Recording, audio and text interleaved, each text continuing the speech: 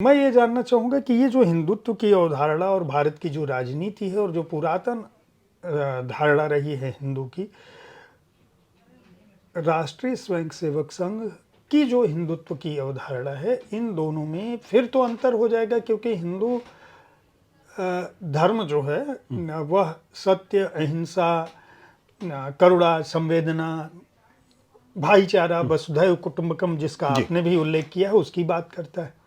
फिर उस वसुधैव कुटुंबकम में फिर मुसलमान, ईसाई, जैन, बौद्ध या जातियों का विभाजन क्यों होना चाहिए? कायदे से तो हिंदुत्व को और आगे बढ़ना चाहिए और अच्छे संस्कार ग्रहण करने चाहिए, लेकिन राजनीति में आने के बाद वो चीज़ें कट्टरता की तरफ क्यों बढ़ रही हैं, जिसको हम दक्षिण पंथ आप कह रहे हैं, उस तरफ क्यों वो खतीब हो रही है? देखिए, विचारधारा का एक स्वाभाविक स्वरूप होता है, वो कट्टरता की तरफ बढ़ता ही बढ़ता है, उसका कोई उसको आप रोक नहीं सकते। जैसे अगर आप लेफ्ट मूवमेंट को देख लीजिए तो सीपीआई, सीपीएम, सीपीआईएमएल और नक्सल कहाँ तक पहुँच जाता है वो, क्योंकि जो धर्म के साथ भी होता है कि उसका जो मूल तत्व है वही तो उसके समर्थकों को आकृष्ट करता है। उस मूल तत्व पे अगर किसी को लगता है कि उसमें कहीं किसी तरीके का समझौता हो रहा है तो फिर उससे लोगों के अंदर एक विचलन पैदा होता है और कहते हैं यानी हमारा नेता जो है वो अपने मूल सिद्धांत से भटक गया है। ये विचारधारा की जड़ता है या विचारधारा की ये कमजोरी है, बहुत बड़ी कमजोरी है। उसकी ताकत भी है, उसकी कमजोरी भी है। जैसे कि अगर आप नेहरूवियन गांधी की विचारधारा को ले लीजिए या नेहरू की विचारधारा को ले लीजिए, संविधानवाद की विचारधारा, उसमें वो कट्टरता नहीं है, वो सारे विचारों को एक्सेप्ट करता हुआ चलता है। इसका मूल सिद्धांत यह है कि हिंदुत्व जो है वो एक करना है और वो एक ही शर्त पे एक हो सकती है जब सब लोग हिंदू की तरीके से सोचना शुरू करते हैं। अब वो हिंदू की तरीके से सोचना जो शुरू करते हैं, इसमें आके दिक्कत पैदा हो जाती है।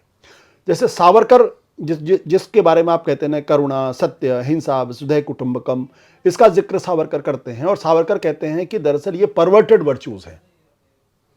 परवर्टेड वर्च्यूज हैं क्योंकि ये सब हिंदू धर्म की कमजोरियां हैं। हम अपने शत्रु को माफ कर देते हैं, हम उसके प्रति करुणा दिखाते हैं। लेकिन इस्लाम को देखिए, इस्लाम एक हाथ में तलवार लेके चलता है, दूसरे में कुरान लेके चलता है। वो न तलवार से कंप्रोमाइज करता है, न कुरान से कंप्रोमाइज करता है, और उसका एकमात्र लक्ष्य है कि इसको दुनिया के अंदर इस्लाम को आगे बढ़ाना है। हम करुणा, हम हमारे अंदर क्या है, शक भी है, हमने उनको एक्सेप्ट कर लिया। यूनानी भी है, उनको भी हमने एक्सेप्ट कर लिया। इस्लाम भी है, उसको भी हमने एक्सेप्ट कर लिया। सबको हम आत्मसात करते हुए चल रहे हैं। तो उनको लगता है कि इस वजह से हिंदू गुलाम रहा 1200 साल तक, और उसके पहले भी गुलाम रहा। जितने आक्रमणकारी आते गए वो यहां पर आए और यहां पर इन्होंने शासन किया और यहीं पर रह के चले गए। तो वो इसको कमजोरी मानते, वो कहते हैं कि इसको बदलने की जरूरत है। वो चाहते हैं कि हिंदू जो है वो, जो उसके बारे में कहा जाता है कि सहिष्णु है, ये सहिष्णुता शब्द उसकी डिक्शनरी से निकलना चाहिए। उसको असहिष्णु होना ही पड़ेगा। असहिष्णु नहीं होगा तो वो दुनिया के दूसरे धर्मों से लड़ नहीं पाएगा, वो हमेशा गुलाम रहेगा, क्योंकि नरमी दिखाएगा, वो कोमलता दिखाएगा।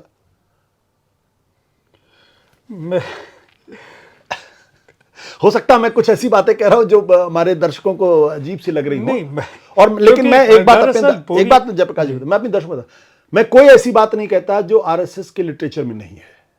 आपको कभी अगर मौका मिले तो आप पढ़िएगा 6 glorious epochs of Indian history by Savarkar, जिसमें परवर्टेड वर्च्यूज का जिक्र करते हैं।